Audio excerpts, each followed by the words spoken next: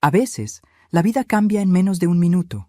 En mi caso, fue en los 20 segundos que tardó el ascensor en subir del primer al séptimo piso. Subí con las bolsas del mercado, pensando en mi nieta y en el guiso que haría para la cena. Todo era normal, rutinario, casi aburrido, hasta que el ascensor se detuvo en el cuarto piso y entró mi vecino nuevo, Sergio Vidal, un hombre de unos 50 años, tranquilo, de voz suave, que siempre me saludaba con educación. Pero esa tarde no me miró a los ojos. Tenía la respiración agitada y las manos le temblaban. Mientras el ascensor volvía a cerrarse, me entregó discretamente un pequeño papel doblado en 4 partes. Sus dedos rozaron los míos y supe que algo no estaba bien. Levanté la vista para preguntarle qué ocurría, pero él solo movió los labios y me susurró: «No diga nada». Abrí la nota sin pensar. Decía: «Finge que estás enferma y sal de aquí rápido». Me quedé paralizada. Mi primer impulso fue reírme, creer que era una broma absurda, pero entonces vi su rostro, pálido, tenso, como el de alguien que sabe que el peligro está demasiado cerca. Mi corazón empezó a latir con fuerza. No entendía nada, pero algo dentro de mí me gritó que confiara. Me llevé la mano al pecho y fingí un mareo. «Ay, Dios mío», dije tambaleándome. «No me siento bien». Sergio presionó el botón de emergencia. El ascensor se detuvo entre pisos y con un esfuerzo logró abrir parcialmente la puerta. «Salga, señora Graciela», susurró con firmeza. «Ahora». Y eso hice. Salí temblando, con las bolsas cayendo al suelo. Me apoyé en la pared del pasillo mientras él quedaba adentro, sosteniendo la puerta. Cuando nuestras miradas se cruzaron por última vez, entendí que no era un juego. Había miedo verdadero en sus ojos. Pero antes de continuar, quiero hacerte una invitación muy especial. Suscríbete al canal y deja tu me gusta. Esto me ayuda a ver que me apoyas y disfrutas de mis historias. Y comenta aquí abajo desde qué ciudad nos estás viendo. Ahora continuemos. Minutos después, las sirenas comenzaron a llenar la calle. El ruido venía del estacionamiento y el eco subía por los muros del edificio. Desde mi ventana vi llegar patrullas y una ambulancia. Los vecinos empezaron a salir de sus departamentos, alarmados. Alguien gritó que el ascensor estaba detenido entre pisos. Alguien más dijo que había sangre. No entendía nada. Quise bajar, pero mis piernas no respondían. Me senté en el pasillo, tratando de procesar lo ocurrido. Sergio, la nota, el miedo en su rostro. ¿Qué había querido evitar? ¿Qué sabía que yo no? Un agente golpeó mi puerta unos minutos después. «¿Usted es la señora Graciela Montoya?», preguntó con tono urgente. «Sí, oficial». «¿Qué sucede? ¿Conocía al señor que estaba en el ascensor con usted?». Mi corazón se detuvo. «¿Qué le pasó?». «Fue encontrado sin vida cuando llegaron los paramédicos. Sentí un vacío en el estómago». «¿Cómo que sin vida? Si acabo de hablar con él». El policía bajó la mirada.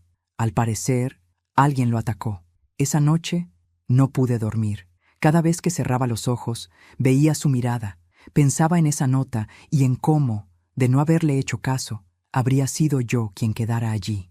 Encendí la lámpara. Abrí la nota una y otra vez, como si las letras fueran a cambiar. El papel estaba manchado de sudor. En el reverso había algo escrito con tinta azul muy tenue. «No confíe en nadie del edificio». Sentí un escalofrío recorrerme el cuerpo. ¿Cómo era posible? Vivo aquí desde hace más de 30 años. Conozco a todos. A Marta, la del quinto, que siempre me pide azúcar. A los hermanos Díaz, que se pasan el día discutiendo. A mi nuera, Claudia, que vive en el huerto con mi hijo. Me congelé. Mi nuera, la misma que hacía una semana había discutido conmigo por una vieja herencia. A la mañana siguiente, la policía volvió a interrogarme. Querían saber por qué Sergio me había entregado esa nota. No supe qué decir. Tal vez se confundió. Tal vez pensó que yo era otra persona, pero en el fondo sabía que no. Él sabía exactamente quién era yo. Cuando el oficial se fue, me quedé sola en la sala. El ascensor seguía averiado y el silencio del edificio era insoportable. Tomé una decisión. No iba a quedarme esperando respuestas. Sergio había intentado salvarme por una razón. Y si esa razón tenía que ver con alguien dentro de estas paredes, entonces no iba a descansar hasta descubrir por qué alguien quería que yo no saliera viva de ese ascensor. Los días siguientes fueron una mezcla de silencio y susurros. El edificio entero parecía respirar distinto, como si las paredes retuvieran el eco de aquel crimen. Las puertas se cerraban más rápido, las cortinas se corrían con disimulo, y los ascensores, que antes eran el punto de encuentro entre vecinos, ahora se habían convertido en un lugar maldito. Cada vez que bajaba o subía por las escaleras, sentía las miradas clavadas en mi espalda. Algunos me saludaban con amabilidad fingida, otros simplemente apartaban la vista. Era como si todos supieran algo, menos yo. La policía había venido varias veces. Querían saber qué había pasado entre Sergio y yo. Les conté lo que recordaba, su mirada, la nota, el miedo. El agente principal, un hombre de rostro cansado, me escuchó con atención. ¿Y dice que no lo conocía?, preguntó. Apenas lo saludaba en el pasillo. Interesante, murmuró, revisando su libreta, porque encontramos su nombre escrito en una hoja dentro de su departamento. ¿Mi nombre?, pregunté sorprendida. ¿Está seguro? Graciela Montoya, 7º piso. Lo escribió junto a otros 2 nombres, pero los otros estaban tachados. No supe qué responder. El agente me observó unos segundos más y añadió: ¿Sabe usted si tenía enemigos? No, pero parece que yo sí tengo uno. Esa noche me costó dormir. El reloj marcaba las 2 de la madrugada cuando oí pasos en el pasillo. Me levanté en silencio y acerqué el oído a la puerta. Alguien estaba allí afuera, respirando. Sentí un nudo en la garganta. De pronto, algo cayó. Un pequeño sobre blanco se deslizó bajo la puerta. Esperé unos segundos antes de recogerlo. No tenía remitente. Lo abrí con manos temblorosas. Dentro había una hoja doblada y un recorte de periódico. El recorte hablaba del asesinato de un empresario envuelto en un escándalo financiero. En la hoja, con letra apurada, alguien había escrito: «Todo comenzó con la herencia de tu marido. No confíes en nadie». Dejé caer el papel. Mi marido, Eduardo Montoya, había muerto hace 6 años. La herencia había sido motivo de discusiones con mi hijo y con su esposa, Claudia. Ella había insistido en vender los terrenos familiares, pero yo me había negado. Esa disputa rompió la poca relación que teníamos. ¿Qué tiene que ver Eduardo con esto?, me pregunté en voz baja. A la mañana siguiente bajé al vestíbulo del edificio. Allí estaban los vecinos, reunidos como cuervos sobre un secreto. Marta, la del quinto, me miró con curiosidad. Graciela, ¿ya supiste? ¿Qué cosa? El hombre que murió en el ascensor era contador. Dicen que trabajaba para una mujer del 8º piso. Sentí un escalofrío. ¿Del 8º? Sí, Claudia Ríos. ¿No es tu nuera? No respondí. Solo asentí, intentando que no se notara el temblor en mis manos. Regresé a mi departamento con la mente girando. Sergio, la nota, el asesinato, el contador. Todo empezaba a conectarse, pero aún no entendía cómo. Esa tarde decidí ir al departamento de mi hijo. Daniel me recibió con una sonrisa cansada. «Mamá, qué sorpresa. Pasa, por favor». La casa estaba impecable, como siempre. Claudia, su esposa, apareció unos segundos después, vestida con una bata de seda, sonriendo con frialdad. «Qué gusto verte, suegra. ¿A qué debemos el honor? Solo quería saber si supieron algo de lo del ascensor», respondí, midiendo mis palabras. «Terrible, sí», dijo ella, fingiendo horror. «Ese hombre era mi contador». Me quedé helada. ¿Tu contador? Sí. Me llevaba algunos asuntos, cosas menores, nada importante. Dijo eso mientras evitaba mirarme a los ojos. Daniel intervino. «Mamá, no empieces, por favor». «No empiezo nada, hijo. Solo pregunto». «De verdad, no hay nada raro», añadió Claudia, sonriendo. «Ese hombre tenía enemigos. No me sorprende que haya terminado así». Me despedí rápido, con el corazón acelerado. No sabía si era mi imaginación, pero había algo en su tono, una seguridad inquietante, como si supiera más de lo que decía. Esa noche revisé los documentos viejos de mi esposo. En una de las carpetas encontré una hoja con un nombre subrayado: Sergio Vidal, el mismo hombre que me había entregado la nota, y en el margen la letra de mi marido había escrito: «Contactar si algo me pasa». Se me heló la sangre. ¿Sergio conocía a Eduardo? ¿Me estaba cuidando por encargo de mi propio esposo? ¿Y Claudia? ¿Qué papel jugaba en todo esto? A medianoche decidí salir al pasillo. No podía dormir. Al llegar al ascensor, vi algo que me heló la sangre. La puerta estaba abierta, aún con las manchas secas del día del crimen. En el suelo, una pequeña mancha de tinta azul. la misma tinta de la nota que Sergio me había entregado. Miré hacia arriba, hacia el piso 8, y por un instante juraría haber visto la sombra de una mujer observándome desde el pasillo superior. Una sombra alta, quieta, con una bata de seda idéntica a la de Claudia. Me retiré despacio, cerré la puerta de mi departamento y aseguré la cerradura. Me senté en la oscuridad sin poder dejar de pensar. La nota, el recorte, el nombre de mi esposo, la conexión con Sergio, todo apuntaba a una verdad que apenas empezaba a asomar. Y aunque el miedo me paralizaba, dentro de mí crecía otra cosa, una sospecha que dolía más que el terror. Porque si Sergio había sido mi protector, entonces la amenaza debía venir de alguien que yo amaba. Pasaron 3 días desde la última vez que dormí bien.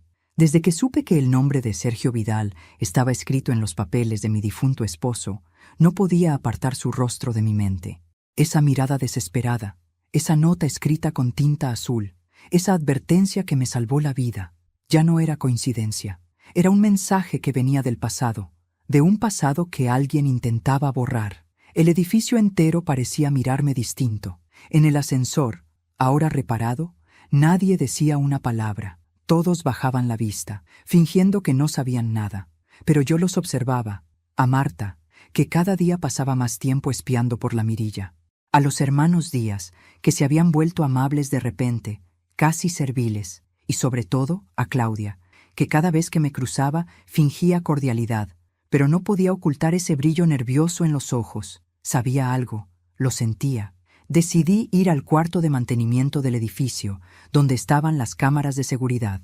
Conocía al encargado, Luciano, un joven de 20 y tantos años, callado y servicial. Cuando le pedí que me mostrara las grabaciones del día del asesinato, dudó. «No sé si debería hacerlo, señora Graciela». «Mira, hijo», le dije con voz baja, «ese hombre me salvó la vida. Solo necesito entender por qué». Luciano asintió, cerró la puerta, encendió la pantalla y comenzó a reproducir las imágenes. El video mostraba el pasillo del 4º piso. Sergio entraba al ascensor, luego yo, y después, nada. La grabación se detenía justo antes de que él me entregara la nota. «¿Ves?», dijo Luciano. «Hay un corte de 5 minutos. ¿Y quién puede acceder a esas grabaciones? Solo el administrador y, bueno, algunos propietarios, si lo piden con autorización». «¿Propietarios como quién?» «Por ejemplo, la señora Claudia Ríos». El corazón me dio un vuelco. ¿Mi nuera? Sí. Pidió acceso hace 2 semanas para revisar un supuesto robo en su departamento. No dije nada. Luciano siguió buscando entre los archivos y encontró algo más. «Mire esto», dijo, ampliando la imagen. En el pasillo del 8º piso, apenas 1 hora antes del crimen, se veía a Claudia entrando al edificio con un bolso grande de color negro. 10 minutos después, salía corriendo. «¿Podrías hacerme una copia de esto?», le pedí. «Por supuesto. Pero tenga cuidado, señora. No todos en este edificio son lo que parecen». Esa tarde regresé a casa con la memoria USB en el bolsillo. La miraba como si fuera una bomba de tiempo, la prueba de que algo terrible había estado frente a mí sin que lo viera. Encendí la computadora y revisé la grabación una y otra vez. Ahí estaba Claudia, su andar apresurado, su rostro oculto tras unas gafas oscuras, el bolso presionado contra su cuerpo. Y algo más. Cuando salía del edificio, miraba hacia arriba, hacia mi ventana. El miedo se mezclaba con la ira. Si Sergio estaba conectado con mi esposo y Claudia había estado en el edificio ese día, entonces no había sido un asesinato al azar. Había sido una advertencia fallida, y yo había sido el blanco original. Decidí guardar las pruebas en un sobre sellado, junto con la nota que Sergio me había dado. Las escondí en el doble fondo de un cajón, pero esa noche alguien entró en mi departamento. El ruido me despertó cerca de las 2 de la mañana. Era un sonido leve, casi imperceptible, el crujir del parquet en la sala. Me levanté sin encender la luz, descalza, con el corazón latiendo a 1000. Desde la penumbra, vi una sombra moverse cerca del escritorio. No podía distinguir quién era, pero vi su silueta, delgada, femenina, y en su mano brillaba algo metálico, una llave. Me escondí detrás de la puerta y esperé. La sombra abrió el cajón, rebuscó con torpeza y luego salió apresuradamente. Cuando me atreví a mirar, el sobre había desaparecido. Salí al pasillo, pero ya no había nadie, solo el olor de un perfume caro. el mismo que Claudia usaba desde que se casó con mi hijo. A la mañana siguiente, la llamé. «Claudia, necesito hablar contigo», le dije con calma. «¿Ahora? Estoy ocupada. Será rápido. Es sobre Sergio». Hubo un silencio al otro lado del teléfono. «¿Qué tiene que ver conmigo ese hombre?», preguntó con voz tensa. «Tú dime», cortó la llamada. Esa noche, el miedo se convirtió en determinación. Si alguien había robado las pruebas, significaba que tenía razón. Significaba que alguien temía lo que yo sabía. Y esa persona no solo quería borrar huellas, quería borrar mi voz. Volví a llamar a Luciano. «Necesito que copies todo el sistema completo, las grabaciones de las últimas 3 semanas», le pedí. «¿Qué está pasando, señora?». «Lo mismo que pasa cuando la verdad empieza a salir a la luz. El miedo cambia de dueño». A las pocas horas, recibí un mensaje anónimo en mi celular. «No busque más. Su curiosidad la va a matar, igual que a Sergio». El número era desconocido. Miré la pantalla con las manos temblando. Sentí como una corriente helada me recorría el cuerpo. Borré el mensaje y apagué el teléfono. Me quedé mirando por la ventana, hacia el piso 8, donde la luz del departamento de Claudia seguía encendida. Detrás de esa ventana, sabía que alguien me observaba también. Alguien que ya no temía ensuciarse las manos. Y esa noche lo decidí. Si querían silenciarme, iban a tener que escucharme gritar primero. La verdad no llega de golpe. Se filtra, lenta, como el agua por una grieta, hasta que finalmente lo empapa todo. Y cuando ya es demasiado tarde para detenerla, te das cuenta de que aquello que creías tu vida era, en realidad, un escenario donde otros movían los hilos. Después del mensaje anónimo, supe que no podía confiar en nadie. Claudia no contestó mis llamadas. Daniel, mi hijo, seguía sin sospechar nada. Y Sergio seguía muerto. Pero en cada rincón de esta casa, algo me decía que su historia aún no había terminado. Esa mañana fui a la biblioteca de mi esposo. Desde su muerte, no había vuelto a entrar allí. El aire olía a papel viejo y madera. En su escritorio, cubierto con una capa de polvo, había carpetas con su letra inconfundible. Las abrí una a una, hasta que encontré un sobre cerrado con mi nombre. Graciela. Si algo me pasa, busca a Sergio Vidal. Es el único en quien confío. Sentí un escalofrío. Todo estaba conectado. Eduardo lo había conocido, quizá incluso trabajado con él. ¿Pero en qué? Entre los documentos hallé una carpeta más gruesa, marcada con un nombre que ya empezaba a odiar: Claudia Ríos. Dentro había copias de contratos, transferencias y fotografías. Y allí, por fin, la verdad comenzó a tomar forma. Mi marido había descubierto, antes de morir, que Claudia y su familia habían usado empresas fantasmas para desviar dinero de los bienes familiares. Sergio, que entonces trabajaba como auditor, había sido su colaborador en secreto. Cuando Eduardo enfermó, quiso denunciar todo, pero no alcanzó a hacerlo. Murió en un accidente de auto, del que ahora empezaba a dudar. La rabia me recorrió el cuerpo como fuego. Durante años había creído que la muerte de mi esposo fue un golpe del destino, pero ahora comprendía que alguien lo había empujado a ese destino. Claudia, la mujer que se casó con mi hijo por conveniencia, la que sonreía mientras me robaba, la que tal vez mató a mi esposo y luego quiso deshacerse de mí. Me temblaban las manos. Por un momento el odio me nubló la vista, pero respiré hondo. Si algo aprendí en la vida es que la furia sin inteligencia es un arma que se dispara sola, y yo no iba a cometer ese error. Llamé a Luciano. «Necesito tu ayuda otra vez, hijo». «¿Encontró algo?», preguntó. «Demasiado, pero no puedo probarlo sola». Le pedí que viniera esa noche. Trajo su computadora y revisamos juntos las copias de seguridad del sistema. «Mire esto», dijo ampliando una de las grabaciones. La noche anterior al asesinato, alguien entró a la oficina del administrador. «¿Puedes acercar más?». Luciano ajustó la imagen. El rostro de Claudia apareció nítido, iluminado por la pantalla del computador. Sacaba un USB y lo reemplazaba por otro idéntico. «Está alterando las grabaciones», susurró él. «Y no solo eso», dije. «Está borrando su propio rastro». Pasé el resto de la noche sentada en la sala, con las luces apagadas, mirando la ventana iluminada del 8º piso. Claudia todavía no sabía que yo tenía las pruebas que necesitaba, y eso me daba una pequeña ventaja. El problema era Daniel. Mi hijo seguía defendiéndola ciegamente. A la mañana siguiente lo cité para hablar. «Hijo, Necesito que me escuches sin interrumpirme. Mamá, otra vez con eso. Daniel, dije con firmeza, tu padre no murió en un accidente. Lo vi palidecer. ¿Qué estás diciendo? Tengo pruebas, documentos. Tu esposa estaba involucrada en un fraude, y el hombre que murió en el ascensor era parte de esa trama. Basta, mamá, gritó, levantándose. No inventes locuras. No inventó nada. Ella sabía que Sergio iba a hablar, por eso lo mataron. ¿Ella? Estás delirando. Me miró con furia, pero en el fondo vi algo distinto. Miedo. Miedo a que fuera verdad. Esa noche me llamó Claudia. ¿Qué le dijiste a Daniel? Preguntó con voz baja, contenida. Solo la verdad. Deberías tener cuidado, suegra. La gente que remueve el pasado a veces termina enterrada con él. ¿Es una amenaza? No, es un consejo. Y colgó. Me quedé mirando el teléfono, temblando.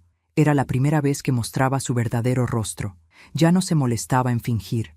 A medianoche bajé al buzón y encontré un sobre con la misma tinta azul que la nota del ascensor. Dentro, una sola frase. No la enfrente sola. Esperé mi señal. El corazón me dio un vuelco. La letra era la misma de Sergio. ¿Era posible? ¿Podía estar vivo?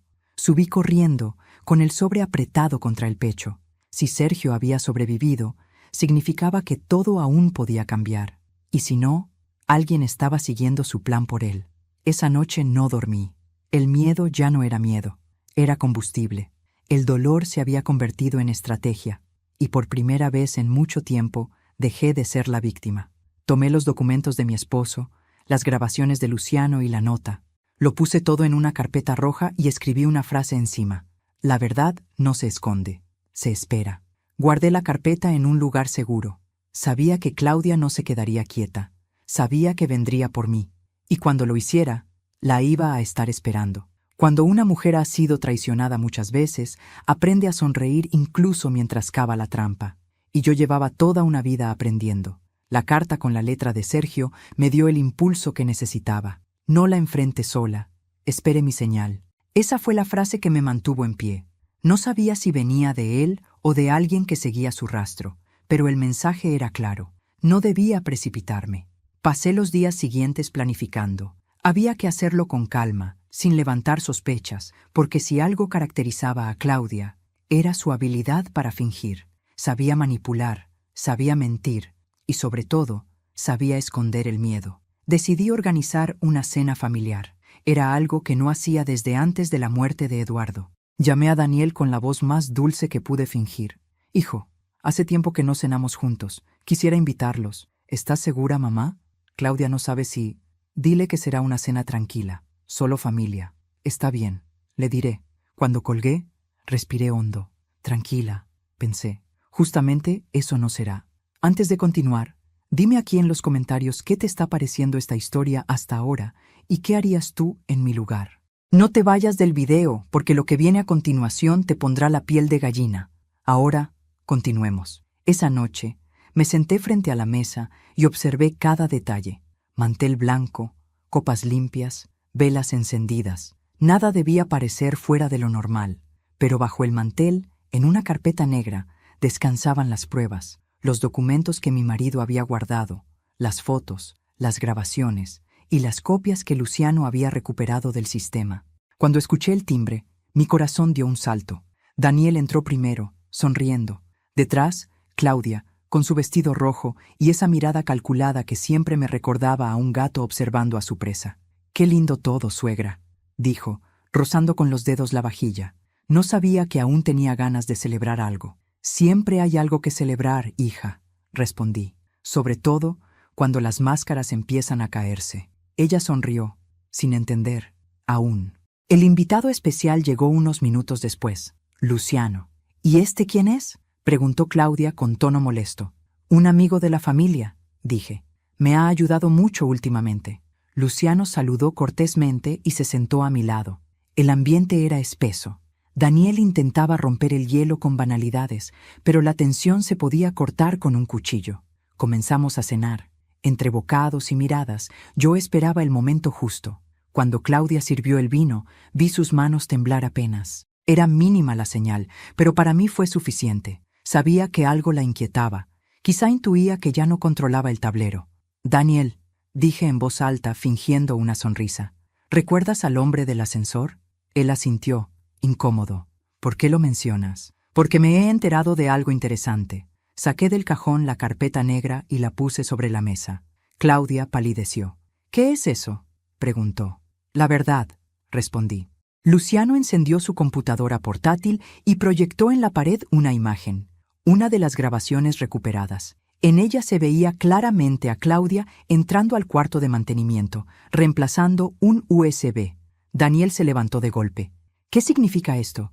Que alguien, respondí, borró las grabaciones que podían demostrar quién mató a Sergio Vidal. Claudia intentó mantener la calma. No sé de qué hablan. Claro que lo sabes, dije, firme. Sergio trabajó con Eduardo. Y cuando tu suegro descubrió tus fraudes, lo hiciste callar. El silencio cayó como un martillazo. Daniel se llevó las manos a la cabeza. Claudia, dime que no es cierto. Por supuesto que no, gritó. Esa grabación es falsa. Luciano la miró sin pestañear. Podría ser, si no fuera porque también tengo los archivos financieros que ella modificó y las transferencias a su nombre. Claudia perdió el color. Intentó levantarse, pero Daniel la detuvo. ¿Qué hiciste, Claudia? Ella no respondió. Solo empezó a llorar, cubriéndose el rostro con las manos. Yo la observé en silencio. No sentí alivio ni triunfo, solo una tristeza profunda. Había amado a esa mujer como a una hija, y ella me había devuelto veneno. Pero la justicia, aunque tarde, llega. El teléfono de la sala sonó de pronto. Luciano contestó y me lo pasó. Para usted, señora. Al otro lado, una voz desconocida dijo, ya está hecho. El expediente fue entregado. Ella no saldrá del país. Colgué sin decir palabra. Claudia me miró aterrada. ¿Qué hiciste? Nada que no merezcas, respondí. Solo devolví el favor que me diste en el ascensor. Daniel, en shock, se dejó caer en la silla. Claudia comenzó a gritarle que todo era mentira, que yo la estaba manipulando, que lo perdería todo. Pero él ya no la escuchaba. Solo repetía, tú lo mataste, tú lo mataste. Ella se derrumbó, llorando, y en ese momento supe que había terminado. Esa noche, cuando se la llevaron los agentes, el edificio entero salió al pasillo. Nadie decía nada. Solo observaban cómo la mujer del vestido rojo bajaba las escaleras esposada. Luciano se acercó y me dijo, «Hizo lo correcto, señora». «No», respondí. «Hice lo necesario». Cuando cerraron la puerta y el silencio volvió, miré al techo, a las cámaras y susurré, «Gracias, Sergio». Porque aunque nunca volví a verlo, entendí que él fue la primera ficha en un plan que empezó mucho antes de que yo lo supiera. Pasaron 3 días desde la noche de la cena.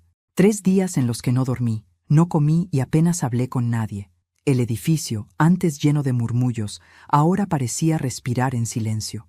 Nadie mencionaba el nombre de Claudia. Nadie se atrevía. Pero su sombra seguía allí, flotando en el aire como un perfume que no se va. Daniel no volvió a casa. Lo entendía. Necesitaba tiempo para digerir que la mujer con la que compartió una década había sido capaz de tanto. Y yo, aunque no lo decía en voz alta, también necesitaba asimilar que la persona que más daño me había hecho seguía viva y quería verme. La llamada llegó una tarde, cuando el cielo se pintaba de gris. ¿La señora Graciela Montoya?, preguntó una voz firme al otro lado. Sí, la interna Claudia Ríos solicita verla. Está bajo custodia preventiva. ¿Verme? ¿Para qué? Dice que tiene algo que confesarle. Por un momento pensé en negarme. No le debía nada. Pero algo en mi interior me impulsó a aceptar. Quizás necesitaba escucharla decirlo. Quizás, en el fondo, quería mirar al monstruo a los ojos y comprobar que, efectivamente, había sido humano alguna vez. El centro de detención olía a humedad y desinfectante. El eco de las puertas metálicas se mezclaba con el murmullo lejano de las custodias. Cuando me guiaron hasta la sala de visitas, la vi detrás del vidrio, pálida, despeinada, sin maquillaje. Su mirada, antes altiva, ahora era un pozo vacío. Por un segundo sentí lástima, solo un segundo. «Gracias por venir», dijo, tomando el teléfono. «No vine por ti, Claudia», respondí. «Vine por la verdad». Ella bajó la mirada y respiró hondo. «No maté a Sergio», dijo de pronto. Me quedé en silencio. «¿Qué? Escúchame. No lo maté yo. ¿Y quieres que crea eso?» Fue Daniel. El mundo pareció detenerse. «¿Qué estás diciendo?», susurré. «Sergio sabía cosas sobre mí». «Sí, pero también sabía cosas sobre tu hijo». «No», grité. ¡Eso es mentira! No, Graciela. Tu hijo se asustó. Pensó que si Sergio hablaba, toda la familia quedaría manchada. Lo enfrentó en el ascensor. Se pelearon. El golpe fue más fuerte de lo que esperaba. Yo llegué después. Me quedé paralizada. ¿Por qué inventar eso ahora? Porque no me conviene morir sola, respondió mirándome con un brillo helado en los ojos. La custodia golpeó la puerta, pero pedí unos minutos más. Necesitaba entender si lo que acababa de oír era una mentira más o la pieza que faltaba del rompecabezas. Claudia continuó con la voz casi temblorosa. Yo intenté cubrirlo, borré las grabaciones, manipulé los archivos, pero todo fue por él, Graciela, no por mí. ¿Y por qué confesar ahora? Porque él no tardará en hundirte a ti también. Lo conozco. Es débil. No soportará la culpa. Me quedé mirando su rostro. No había lágrimas, ni remordimiento, solo una calma inquietante, la de alguien que sabe que su última carta aún puede causar estragos. ¿Por qué me citaste, Claudia? Pregunté al fin. Porque quiero un trato, dijo. Si me ayudas a salir, prometo entregarte algo que tu esposo dejó antes de morir. ¿De qué hablas? De una grabación. Eduardo sabía que algo iba a pasar, y la dejó conmigo. ¿Una grabación? Sí, pero si no salgo de aquí, nadie la verá jamás. La miré en silencio. Sabía que podía ser un engaño, otra manipulación más, pero también sabía que Claudia nunca decía algo sin un propósito. ¿Dónde está?, pregunté. Ella sonrió. Ah, no, querida. Primero quiero mi libertad. Luego te daré el resto. El guardia abrió la puerta. Tiempo terminado. Claudia colgó el teléfono, se levantó y antes de irse me dijo, sin mirarme, si crees que ganaste, estás equivocada. Tu familia sigue manchada. Sergio solo destapó la mitad. Regresé a casa con la mente en guerra. Su historia era absurda, pero había algo en su tono, una verdad escondida entre mentiras. Daniel no respondía a mis llamadas. Y en el fondo, un miedo horrible empezó a crecer. ¿Y si Claudia no mentía? ¿Y si mi hijo realmente había estado allí, en ese ascensor? Busqué la carpeta con las pruebas, las fotos, los registros. Había olvidado un detalle. En una de las imágenes del ascensor, justo en el reflejo del acero pulido, se veía una sombra, alta, masculina. Y no era Sergio, tampoco era yo. Esa noche, antes de dormir, me miré al espejo. Mi rostro estaba cansado, pero mis ojos seguían firmes. Si mi hijo tiene parte en esto, me dije, lo descubriré. Y si no, entonces Claudia pagará por el último engaño de su vida, porque la verdad, tarde o temprano, siempre exige su sacrificio.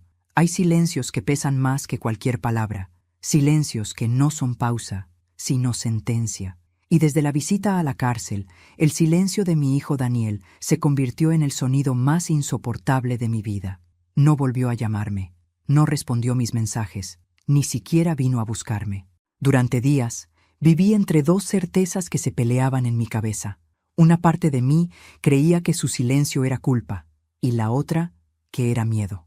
Miedo de lo que yo pudiera saber. La verdad empezó a desmoronarse frente a mí poco a poco, como una pared que lleva años agrietándose hasta que de pronto se cae. Las pruebas, los nombres, las miradas y la grabación del ascensor. No sé cuántas veces la vi, pero cada vez que lo hacía, una parte de mí se moría un poco más. En el reflejo del acero, detrás de Sergio, se veía una silueta, alta, masculina. No era nítida, pero había algo en su manera de moverse, en la curva de los hombros, en la forma en que inclinaba la cabeza, algo que me resultaba demasiado familiar. Detuve la grabación, amplié la imagen, y lo supe. Era Daniel. El corazón me latió tan fuerte que sentí que me iba a romper el pecho. No podía respirar. Por un momento pensé que el alma se me saldría por la boca. Claudia no había mentido. Al menos, no del todo. Esa noche, la casa se sentía más fría que nunca. Me quedé despierta en la sala, con las luces apagadas, mirando la lluvia golpear los vidrios. Cada gota que caía me recordaba una mentira, una traición, una palabra que preferí no escuchar cuando todavía podía hacerlo. Cuando Daniel era niño, siempre venía a mi cama cuando tenía pesadillas. Se acurrucaba a mi lado y me decía, «Mamá, no dejes que me lleve el hombre de los ojos oscuros». Y yo le acariciaba el cabello y le susurraba, «Mientras yo respire, nadie te hará daño». Esa noche me di cuenta de que yo no había podido cumplir esa promesa. No lo protegí del mundo. Y, peor aún, No lo protegí de sí mismo. Cerca del amanecer sonó el timbre. Me sobresalté. Fui hasta la puerta con el corazón desbocado. Cuando la abrí, Daniel estaba ahí, despeinado, ojeroso, con la mirada perdida. Parecía no haber dormido en días. «Mamá», dijo con un hilo de voz, «necesito hablar contigo». Por un instante, quise cerrarle la puerta, no porque no quisiera verlo, sino porque no sabía si tenía la fuerza para escucharlo. Pero al final, el amor puede más que la rabia. «Pasa», susurré.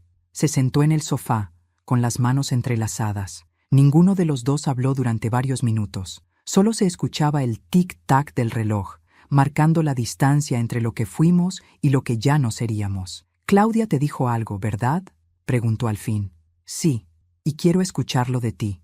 Guardó silencio. Respiró hondo. Me miró con los ojos enrojecidos. «Fue un accidente». Esa frase, tan corta, me destruyó. Me hundí en la silla. Quise creer que lo había oído mal, pero no. Daniel se llevó las manos al rostro. «Sergio vino a buscarme», dijo entre sollozos. Me dijo que tenía pruebas, que iba a revelar todo lo que Claudia estaba haciendo, que si no cooperaba, iba a arruinar mi carrera, mi nombre, todo. «¿Y tú qué hiciste?» Fui a enfrentarlo. Contó que lo esperó en el ascensor, que discutieron, que Sergio le dijo que tenía información que podía hundirnos a todos. Yo estaba furioso, mamá. No sabía qué hacer. «¿Y entonces?», pregunté, apenas conteniendo las lágrimas. Me empujó, y yo lo empujé también. Se golpeó la cabeza. Cayó. No se movía. La voz se le quebró. Yo lo escuchaba, paralizada, como si no fuera mi hijo quien hablaba, como si de pronto estuviera frente a un desconocido. «Llamé a Claudia», continuó. «Ella vino enseguida. Me gritó, me dijo que me calmara, que ella se encargaría». «¿Y qué hizo?». «Me hizo salir del lugar. Dijo que se ocuparía de todo, que nadie debía saberlo». Cerré los ojos. Recordé la sangre en el suelo del ascensor, la nota de Sergio, el miedo en su mirada, el reflejo metálico, la sombra detrás. Todo encajaba. «¿Y por qué no me lo dijiste antes?», pregunté, con la voz temblorosa. «Porque tenía miedo, mamá, miedo de perderte». «Ya me perdiste, hijo». Las palabras salieron sin pensarlas, y me dolieron tanto como a él. Daniel se desplomó en el sofá, llorando. Yo lo miraba, sin saber si abrazarlo o gritarle. Tenía enfrente al niño que alguna vez fue mi orgullo, mi razón de vivir, y al mismo tiempo, al hombre que había destruido lo poco que me quedaba de fe. El amanecer empezó a teñir la sala de un color triste. Nos quedamos en silencio largo rato. Solo el sonido de su llanto llenaba el aire. Finalmente, dijo algo que me desarmó. «No sé si Dios podrá perdonarme, pero quiero que tú lo hagas». Me quedé mirándolo. Él esperaba una respuesta, pero no se la di enseguida. El perdón, qué palabra tan grande. Fácil de decir cuando no se ha perdido nada, pero cuando se ha perdido todo, pesa como una piedra en el pecho. «No puedo prometerte eso», le dije, «pero puedo intentarlo». Se levantó y me abrazó. Sentí su cuerpo temblar contra el mío, como cuando era pequeño y tenía fiebre. Por un instante volví a ser su madre, solo su madre, sin juicios, sin rabia, sin miedo. Pero en algún rincón de mi alma, una voz susurraba que el amor no debía cegarme otra vez, porque si lo amaba de verdad, debía dejarlo enfrentar lo que hizo. Nos separamos en silencio. «Claudia te manipuló», le dije, «pero eso no te absuelve». «Lo sé», susurró, «y por eso voy a entregarme». «¿Qué?». «Ya hablé con un abogado. Quiero confesar. No puedo seguir viviendo con esto». Me temblaron las piernas. «No lo hagas. Tengo que hacerlo, mamá. Tú me enseñaste que los errores no se esconden, se enfrentan. No así. No hay otra forma». Sus ojos estaban llenos de lágrimas, pero también de una paz que no había visto en años, y entendí que ya no podía detenerlo. Esa noche, después de que se fue, la casa volvió a quedar en silencio. Un silencio nuevo, distinto. No era el de la culpa ni el de la tristeza. Era el silencio previo al juicio final. Me senté frente al retrato de Eduardo, mi esposo. Le hablé en voz baja, como si pudiera escucharme. «Viejo, él va a entregarse. Dice que quiere hacerlo por dignidad». En la penumbra, el rostro de Eduardo parecía mirarme con una mezcla de compasión y serenidad. Cerré los ojos y por un instante sentí su voz. «No destruyas a tu hijo, Graciela. Déjalo que se salve por su propia culpa. Lloré con toda el alma, porque entendí que el amor de una madre no se mide por cuánto protege, sino por cuánto deja ir. A la mañana siguiente el teléfono sonó. Era el agente del caso. Señora Montoya, encontramos algo que debería escuchar. Me presenté en la comisaría. En una pequeña sala me mostraron una grabación recuperada del archivo de Claudia. Cuando la reprodujeron, la voz de Eduardo llenó la habitación. Si estás escuchando esto, Graciela, es porque todo salió mal. Claudia no es lo que aparenta. Pero si algo me pasa, no busques venganza. Cuida a Daniel. Él no es malo. Está ciego. No permitas que el odio lo hunda más de lo que ya está. Si alguna vez te toca elegir entre la verdad y tu hijo, elige salvar su alma. Me tapé la boca para no gritar. Las lágrimas me nublaron la vista. Eduardo había sabido. Había visto venir la tormenta y aún así intentó salvarnos a todos. Regresé a casa con el alma hecha pedazos. En la puerta me esperaba Daniel, sus ojos hinchados, la mirada resignada. «Ya lo decidí, mamá», dijo. «Voy a entregarme». «No, sí, no puedo seguir huyendo. No quiero que mi vida sea una mentira más». Nos abrazamos en silencio. Sentí su corazón golpear contra el mío, desesperado, y supe que no había marcha atrás. «Hagas lo que hagas», le dije al oído. «Hazlo con dignidad». Se apartó, me besó la frente y se fue. Lo vi caminar por el pasillo sin volver la vista atrás. Y en ese instante entendí que a veces el amor más puro consiste en dejar que los hijos paguen por sus propios errores. Esa noche, la lluvia volvió. El sonido del agua contra los vidrios era como una melodía triste, pero serena. Encendí una vela y me senté frente al retrato de Eduardo. «Lo cuidé, viejo», le dije, «como me pediste, pero también lo dejé ir». La llama titiló suavemente, como si me respondiera, y entonces lo comprendí todo. La redención no siempre viene con gloria ni con absolución. A veces llega en silencio, en forma de entrega, en la aceptación de que nadie escapa de su propia sombra. Me levanté, abrí la ventana y dejé que entrara el aire fresco de la madrugada. Respiré profundo. Por primera vez en mucho tiempo sentí paz, porque entendí que el perdón no borra el dolor, pero te permite vivir sin que te consuma. Y esa noche, mientras la ciudad dormía, me di cuenta de que yo también estaba lista para empezar de nuevo. Dicen que la verdad llega siempre tarde, pero lo que nadie te dice es qué hacer cuando por fin llega. Porque cuando la verdad toca la puerta, no trae alivio, trae consecuencias. La mañana después de que Daniel se entregara, desperté con una sensación extraña. No era tristeza ni alivio. Era como si, por primera vez en años, mi alma tuviera espacio para respirar. Sin embargo, la paz era incompleta, porque aún faltaba entender qué había pasado realmente en ese ascensor. ¿Por qué Sergio me había dejado aquella nota? ¿Y por qué, incluso después de muerto, seguía sintiendo que él me protegía? Esa tarde, mientras ordenaba el escritorio de Eduardo, encontré un pequeño llavero de metal con el nombre Vidal grabado en el reverso. Era tan simple que al principio no le di importancia, pero algo en mi interior me hizo girarlo. En la parte interna había una ranura diminuta. Metí una aguja y saltó una tapa escondida. Dentro, una tarjeta de memoria. La encendí en la computadora. Había un solo archivo, sin nombre. Le di clic. La pantalla se llenó con una grabación borrosa, tomada con una cámara de seguridad. Aparecía mi esposo, Eduardo, sentado en su despacho. A su lado, un hombre joven, de unos 40 años, con barba rala y ojos cansados. Era Sergio Vidal. «Eduardo, si me pasa algo, quiero que esta grabación llegue a mi esposa. Ella debe saber la verdad. Sergio, ¿está seguro, don Eduardo? Si esto sale a la luz, su nuera no será la única implicada». Eduardo: «Lo sé, pero ya no puedo seguir callando. Claudia no está sola, hay alguien más». Sergio: «¿Quién?» Eduardo suspira: «Mi hijo».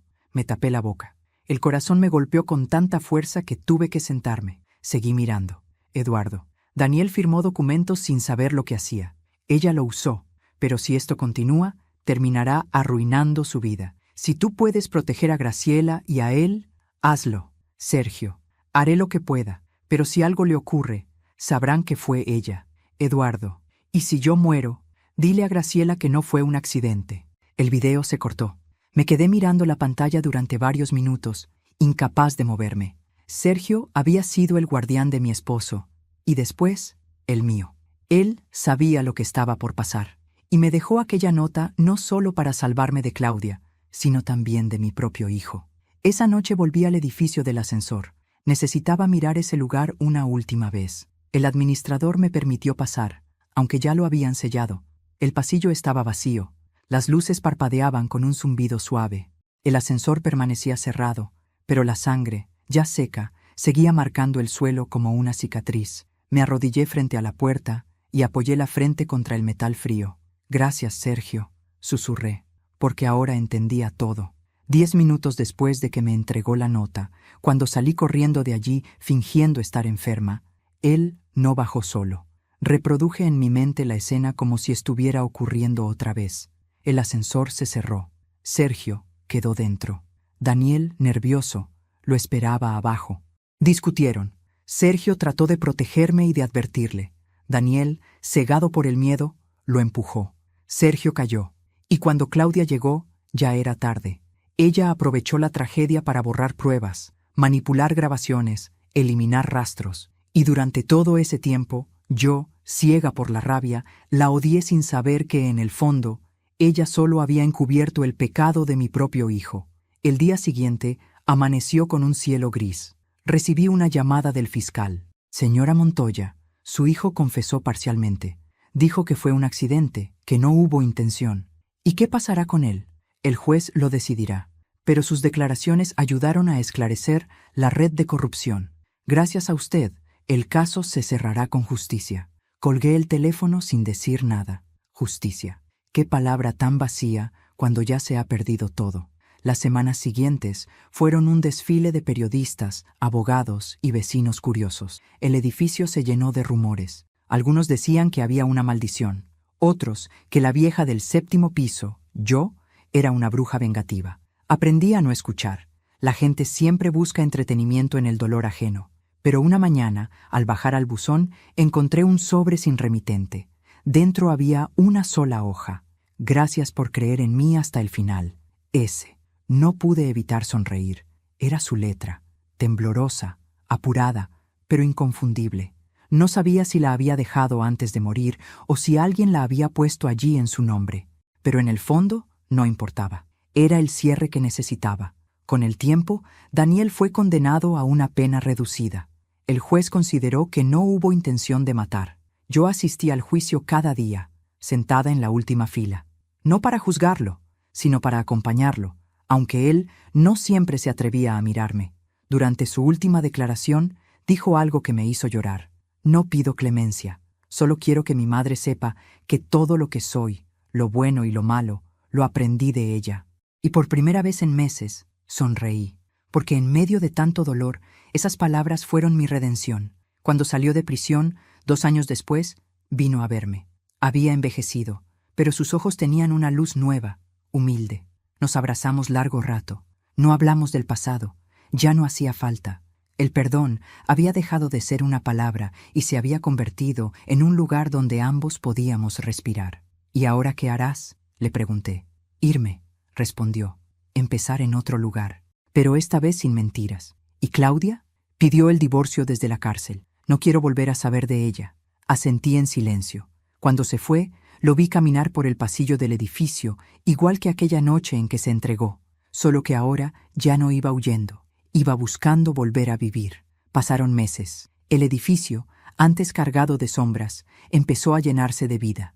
Nuevos vecinos, niños riendo en los pasillos, flores en las ventanas. Yo también empecé a salir más. Volví a la jardinería, a leer en el parque, a mirar los atardeceres sin sentir culpa.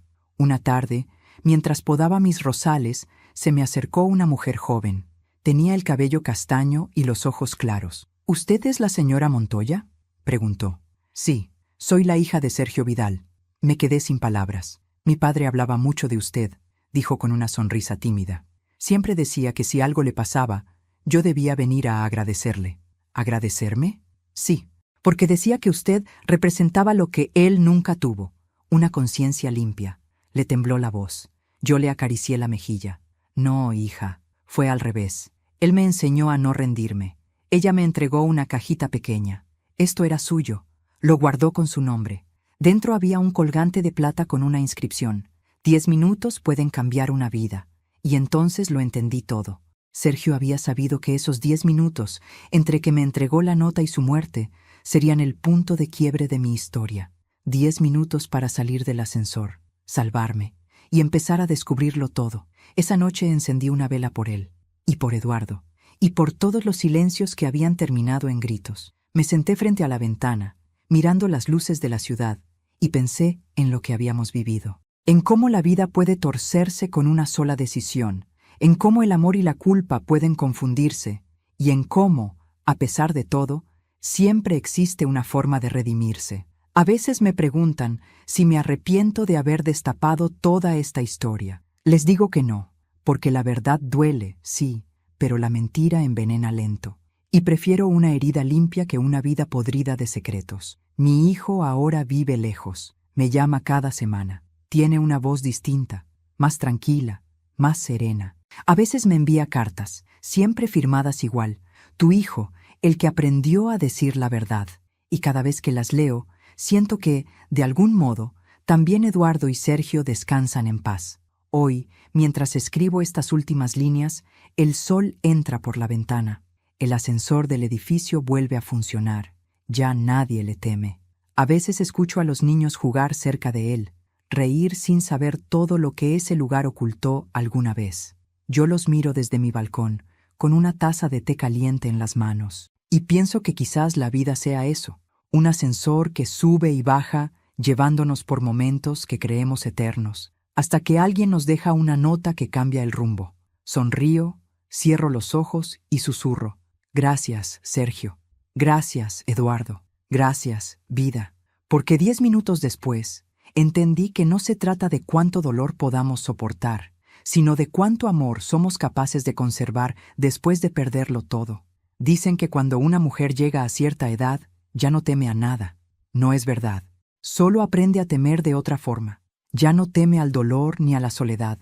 Teme a olvidar quién fue. Yo, Graciela Montoya, pasé por la oscuridad más profunda que una madre puede imaginar. Vi morir a un hombre bueno. Descubrí la traición en mi propia casa. Y entendí que el amor, ese que creemos eterno, también puede volverse un arma si se usa mal. Durante años pensé que la vida me había quitado demasiado, pero ahora sé que en realidad me estaba devolviendo lo esencial: la verdad, aunque duela, la libertad, aunque tarde, y la paz, aunque llegue en silencio. El perdón no significa olvidar, significa recordar sin que el recuerdo te destruya. Y cuando logras eso, cuando puedes mirar atrás sin rencor, entonces, por fin, la vida te devuelve la sonrisa. A veces me despierto en la madrugada y me quedo mirando la ventana. El edificio duerme. Las luces del ascensor parpadean suavemente y pienso que, en algún lugar, Sergio y Eduardo siguen velando por mí. Quizá también sonríen, sabiendo que su sacrificio no fue en vano. Mi hijo, Daniel, ahora vive lejos. Nos escribimos cartas cada semana. No hay reproches, solo palabras simples, humanas, sinceras, porque aprendimos, los dos, que la verdad, por cruel que sea, une más que cualquier mentira bien dicha. Y si algo puedo dejarte hoy, a ti que estás escuchando mi historia, es esta enseñanza: no dejes que el miedo te haga callar, no permitas que la culpa de otros te robe la voz, y sobre todo, no confundas amor con obediencia. El amor verdadero nunca te obliga a renunciar a ti misma. A veces basta una nota, un gesto o un simple «finge que estás enferma» para cambiar el rumbo de toda una vida. Y aunque el pasado no se puede reescribir, sí se puede aprender a contarlo sin lágrimas. Y ahora, antes de despedirme, quiero hacerte una invitación muy especial. Suscríbete al canal si aún no lo has hecho, y deja tu me gusta si esta historia tocó tu corazón. Eso me ayuda a ver que me acompañas, que me escuchas, y que no camino sola en este viaje de memorias y cicatrices. Y por favor, comenta aquí abajo desde qué ciudad nos estás viendo. Me encantará leerte, saber desde dónde llega tu voz, porque cada historia, cada comentario, es una prueba de que todavía hay personas que sienten, que lloran y que creen en la fuerza de la verdad. Soy Graciela Montoya, y esta fue mi historia, una historia de dolor, redención y amor verdadero. Gracias por escucharme. Gracias por quedarte hasta el final. Y recuerda, la verdad puede tardar, pero siempre llega.